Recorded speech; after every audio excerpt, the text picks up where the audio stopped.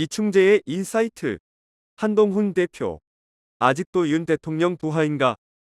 윤석열 대통령과 한동훈 국민의힘 대표 회동에 국민의힘에선 큰 불은 꺼졌고 잔불마저 잡았다고 반기지만 이상한 구석이 한두 개가 아니다.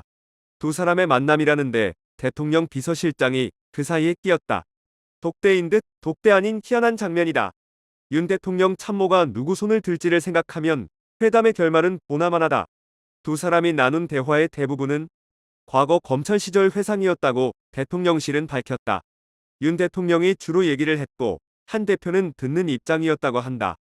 검찰 시절 두 사람은 상사와 부하로 한몸처럼 지냈다.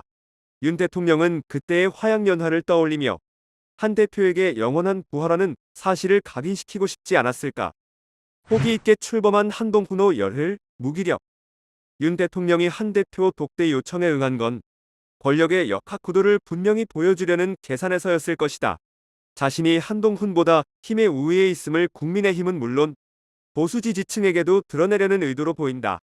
반면에 한 대표가 독대에서 얻어낸 건 그리 손에 잡히는 게 없다. 한 대표 축출 시나리오인 김옥균 프로젝트가 당장은 가동되지 않겠구나 하는 믿음이 성과라고 여긴다면 너무 모양이 빠진다. 한 대표가 당직 인선에서 윤 대통령으로부터 윤허를 받으려는 것처럼 보이는 것도 수세적이다. 윤 대통령은 당직 개편은 대표가 알아서 하라는 말과 사람을 폭넓게 쓰라는 말을 동시에 던지는 이중 플레이를 했다. 그러자 친한계는 한 대표에게 힘을 실어줬다고 반색하고 친윤은 포용에 방점을 두는 등 갈팡질팡이다. 압도적인 지지로 당선된 당 대표가 인사 하나 마음대로 못하는 게 한동훈의 현실이다. 호기 있게 출범한 한동훈호의 지난 열흘은 무기력에 가깝다. 취임 첫날부터 최고위원들이 노골적으로 대표를 견제하는 발언을 서슴없이 한다. 도처에 깔린 친윤 세력의 딴지 걸기에 소수파인 친한계는 숨조차 제대로 못 쉬고 세불리를 확인한 한 대표의 행동 반경도 갈수록 좁아지는 모양새다. 최상병 특검법 제3자 추천 방식은 한 대표가 야심차게 내놓은 비밀병기다. 윤 대통령과의 차별화로 중도층에 소구하고 야권도 교란할 수 있는 일석이조의 효과를 기대했을 것이다. 하지만 시작도 하기 전에 형체가 흐려지더니 소멸의 길로 향하고 있다.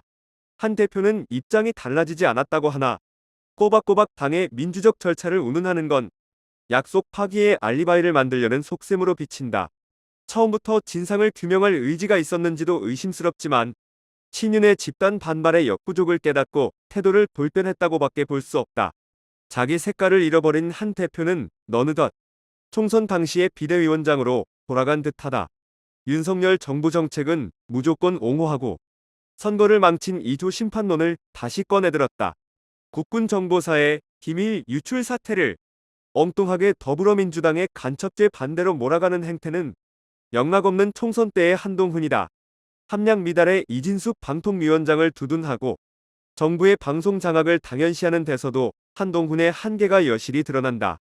민심, 당심이 하나같이 한동훈을 국민의힘 대표로 뽑은 건 윤 대통령과 다른 길을 가라는 뜻이다. 윤 정부의 잘못에 대해선 가차없이 비판하고 퇴행하는 보수정당을 개혁하라는 바람이 담겨있다. 한 대표 전당대회 출마를 놓고 측근 그룹에서 격론이 벌어졌을 때 반대하는 쪽은 권력구도에서 윤 대통령과 차별화가 어렵다는 주장을 폈지만 하루빨리 검사 색깔을 빼는 게 대선에 유리하다는 판단으로 결국 출마가 결정됐다고 한다. 지금의 한동훈 모습을 보면 당대표 출마를 하지 않는 쪽이 나았다는 생각이 든다.